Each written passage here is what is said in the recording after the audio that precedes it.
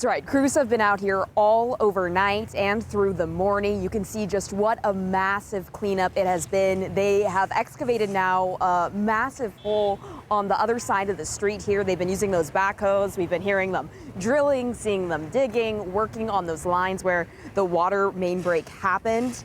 The street is what got impacted the most, although there is a nearby church that also had massive water damage, a church that had already been under renovation for months. We follow the damage days, all the water in. This one, we just did it like last 2 days.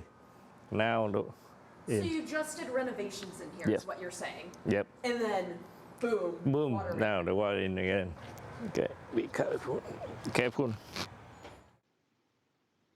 On this church surveillance camera capturing the water rushing into the alleyway at around 11:25 p.m. You can see just how close the Wesley Church of San Diego is to where the lines got busted. A fence no match for the massive water break buckling the asphalt. The vice chair of the church, Brian Wynn, carefully took us into every room on the bottom floor of the church, each now covered with puddles and mud. He had been working on the electricity in one of their meeting rooms until 11 last night, and then he got home and got a call about what was going on. He watched on his surveillance cameras all of that water pouring in, damaging a whole lot of their hard work and all the money they put into these renovations. The church's Vacation Bible School had just ended last week, but it will likely impact some future gatherings for them on the bottom floor. A headache of a cleanup ahead. Here's what witnesses who were out here had to say. We're literally just driving home from my sister's house, and right on 52nd we just started seeing water, and we followed it up on, I think Dawson, and we literally just drove all the way through here, literally through the street, and just saw like a piece of like the street lifted. And then when we did the U-turn, then we just started seeing like all these, like the rest of the water coming out. What a bizarre sight that must have been for them, but you can just see that rushing water in the middle of the night. Cars were parked on either side of the road.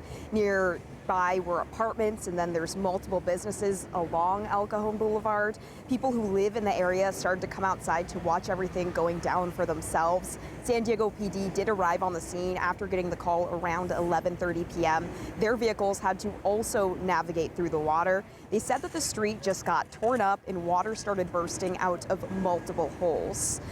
At this point, though, at last check, they do believe that this part of El Cajon Boulevard will be reopened by mid-afternoon. But back out here, you can see that there is still, of course, that large hole as they have been working on it, just multiple crews really trying to patch things up. Of course, there isn't any water out here anymore, and even some of the piles of mud that were out here when we arrived at around 4:30 this morning have also now been cleaned up. As far, though, as the damage for the church, crews were already out there assessing it this morning. The church says that the city will be paying for the repairs, but I did check with the city, and it says that the church will first need to file a claim through them.